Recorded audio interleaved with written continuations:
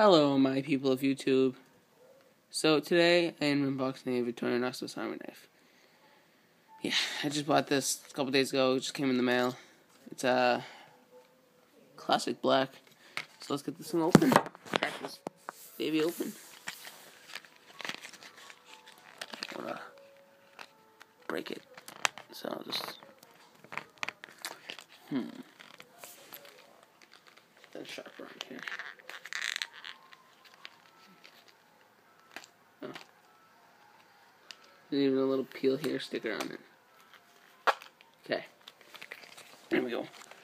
So open. There it is. It's the little itsy bitsy one. It's the blade. The nail filer / screwdriver.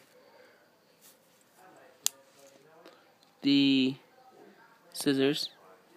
Really good scissors. And toothpick. And the little tweezers. Yep. So, there you go. Thanks for watching. Peace out and bye.